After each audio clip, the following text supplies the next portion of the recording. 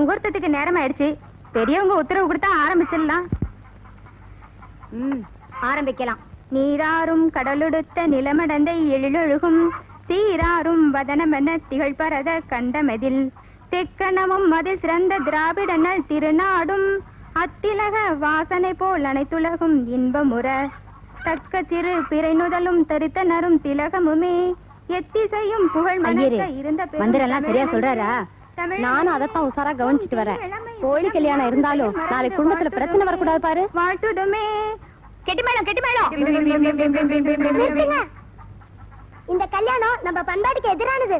என்னப்பா இது கடைசி நேரத்துல வில்லங்க? எதுவா இருந்தாலும் தாலி கட்டின பிறகு பேசிக்கலாம். தாலி கட்டினதுக்கு அப்புறம் பேசறதுக்கு ஒண்ணுமே இல்ல. என்னடா டிங்கு திடீர்னு வந்து கலாட்ட பண்ற?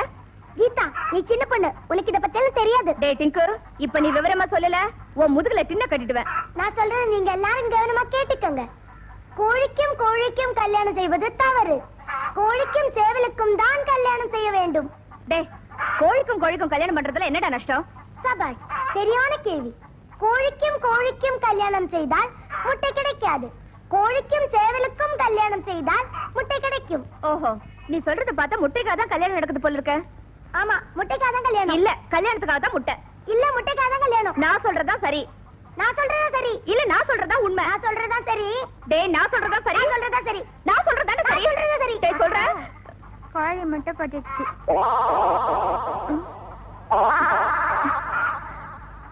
என்னங்கடாது? கோழிக்கு இப்பதான் கல்யாணம் நடக்க போகுது, அதுக்குள்ள எப்படி முட்டை? நிச்சயமாக இதுக்கு ஒரு சேவல் தான் காரணமாக இருக்க முடியும்.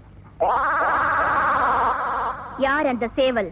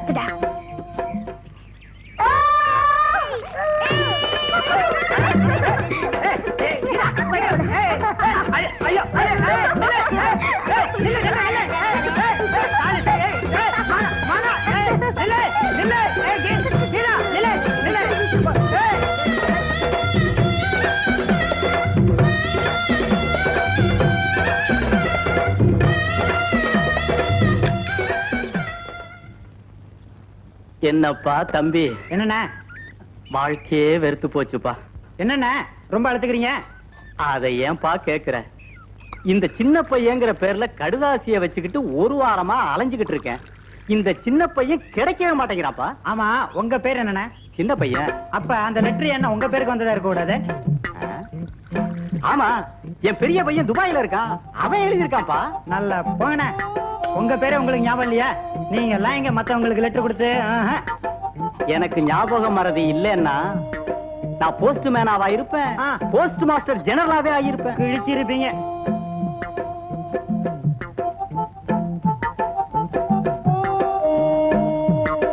தபால்காரண்ணா, பட்டுவாடெல்லாம் முடிஞ்சு போச்சா? யார பார்த்து கேக்குற பட்டுவாடா முடிஞ்சதான்னு? இத பாரியா, பையே காலி. இந்தாங்க பெரியவரே, இந்தாங்க உங்களுக்கு லெட்டர். என்ன தபால்காரர், என்ன ஒரு மாதிரி இருக்கீங்க? வேலையை விட்டுட்டீங்களா இல்ல அவங்கள அனுப்பிச்சாங்களா? ஏயா யூனிஃபார்ம் பாக்குறிய தெரியல? இல்ல, கீதா பொண்ணும் டிங்குவும் யார் யாருக்கோ கொடுக்க வேண்டிய லெட்டரை என்கிட்ட 2 கொடுத்தாங்க, பாத்துக்கங்க. கீதா, டிங்கு, டிங்கு வாடா, ஓடிடா. சீக்கிரம் வா வா வா.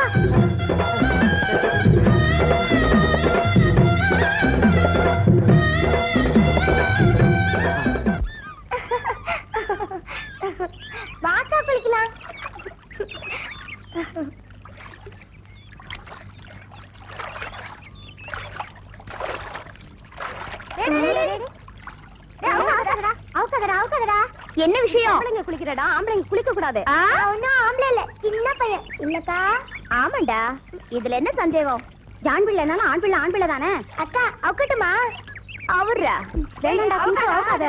ஏய், இப்ப என்ன தாண்டி சொல்றீங்க? ஆம்பளைங்க குளிக்கிறதுக்கு தனி இடம் இருக்கு, அவன் அங்க போய் குளிக்கட்டும். இங்க குளிச்சான்னா பஞ்சாயத்தை கூட்டி உங்க 2 பேரையும் நாரடிச்சிருவோம். ஏண்டி, சேலைய கட்டிக்கிட்டு ஊருக்குள்ள வந்தாதானே எங்களை நாரடிப்பீங்க. இப்ப உங்களை குளத்துக்குள்ளேயே நாங்க நாரடிக்கிறோம். டிங்கு, எட்ரா புடவைய.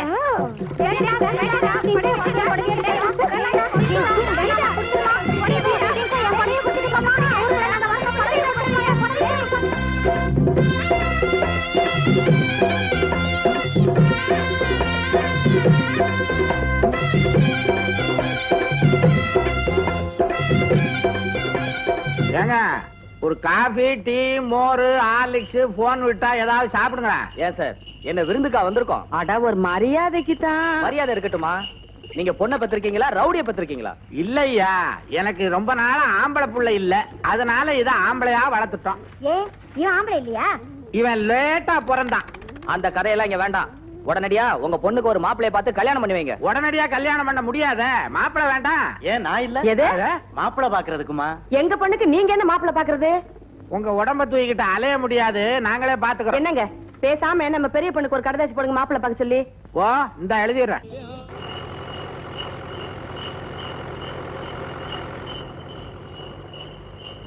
வாயா சின்ன பையா. மாஸ்டர், உங்களுக்கு ஒரு லெட்டர் வந்திருக்கு. அட, இது என்ன அதிசயமா இருக்கு? ஐயா, ஒரு விண்ணப்பங்க. என்ன? வர்ற வெள்ளிக்கிழமை ஆ. எங்க தெருவுல இருக்கிற மாரியம்மன் கோயில்ல நான் அங்க பிரதட்சணம் பண்றேன். நீயா? அடடடட, ரொம்ப நல்ல விஷயமாச்சே. அதுக்கு கொஞ்சம் ஹெல்ப் பண்ணணும். என்ன? ஒரு 5 or 10. 5 or 10 பைத்தியக்காரா, 50 ரூபா தர்றேன். கொஞ்சம் நம்ம தெருவுலயும் வந்து உருளு. எதுக்கு? ஏன்னா நம்ம தெருவுக்கு புல்டோசர் வந்து ரொம்ப நாள் ஆச்சு. ஒன்னால முடிஞ்ச ஒத்தாசையா இருக்கட்டும், வரேன். யாருகிட்ட இருந்து வந்திருக்குது? கல்யாணி, கல்யாணி. ஏன் கத்துறீங்க? நம்ம ரமா கிட்ட இருந்து லெட்டர் வந்திருக்குடி. ரமா கிட்ட இருந்தா என்ன எழுதிருக்கா? படிச்சா தானே தெரியும். நீ படிக்கிறியா, நான் படிக்கட்டுமா? நீங்களே படிங்க, நீங்க தான் ஹெட் மாஸ்டர் ஆச்சே. படிச்சா குரல் கணீர்னு இருக்கும், படிங்க. குரல் மாத்திரமா? நான் எது செஞ்சாலும் கணீர்னு தான் இருக்கும். தெரியுது, நீங்களே சொல்லிக்காதீங்க, படிங்க. என்னங்க கணீர்னு படிப்பீங்கன்னு பார்த்தா கங்கங்கங்கங்கறீங்க.